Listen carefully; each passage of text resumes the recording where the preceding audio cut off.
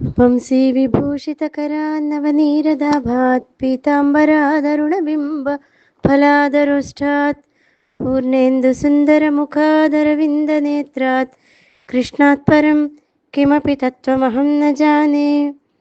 ఆయుస్సత్వబలారోగ్య సుఖప్రీతి వివర్ధనాః రస్యా స్నిగ్ధా స్థిరా హృద్యా ఆహారా సాత్విక ప్రియాః.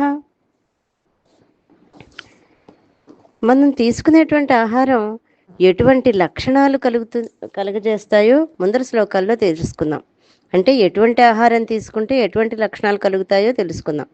ఆయుష్ను, మనోబలాన్ని, దేహబలాన్ని, ఆరోగ్యాన్ని, సౌఖ్యాన్ని, ఇష్టాన్ని బాగా పెంపొందింపజేస్తాయని, రసము, చమురు దేహంలో చాలా కాలం ఉండేవి, మనోహరములైనటువంటివైన ఆహారములు సత్వగుణం కలవారికి ఇష్టములై ఉంటాయని, కారంతో పులుసుతోటి కూడినది రాజసికమైనది లేక తామసికమైన ఆహారము సాత్వికులకు ఎప్పుడూ ఇష్టం ఉండదుట. అంటే ఇవన్నీ ఇచ్చేటువంటివి బాగా సాత్విక ఆహారం తీసుకుని ఉండాలి. ఎక్కువ కారాలు, పులుపులు ఇవన్నీ తినేటువంటిది రాజసికము లేదా తామసికమైన ఆహారం. ఇది సాత్వికులకు పెద్దగా ఇష్టం ఉండదు. పైన చెప్పిన సాత్విక ఆహారమే వాళ్ళకి ఇష్టం అవుతుంది.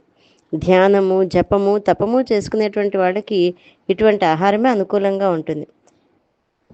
ఆహార విషయం గురించి, ఆహార నియమాల గురించి శ్రీకృష్ణుడు భగవద్గీతలో అనేక సార్లు తెలియజేశాడు.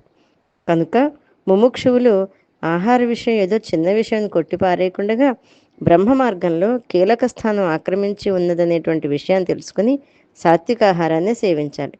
రస్యాహ స్నిగ్ధాహ స్థిరాహ హృద్యాహ అనేటువంటి పదాలకు అర్థం ఏమిటంటే పాలు, చక్కెర మొదలగునవి రస్యాహ, వెన్న, నెయ్యి, సాత్విక ద్రవ్యము నుండి తీయబడినటువంటి నూనె మొదలగునవి స్నిగ్ధాహ, ఎక్కువ కాలం శరీరంలో ఉంటాయి. కుళ్ళిపోనివి, అపవిత్రం కానివి, అటువంటి పరిశుద్ధంగా ఉన్నవి అయినటువంటి హృదయంలో ఇటువంటి ఆహారం తీసుకున్నటువంటి వాళ్ళ హృదయం ఎప్పుడూ కూడా స్వచ్ఛంగా ఉంటుంది. జై గురుదత్త.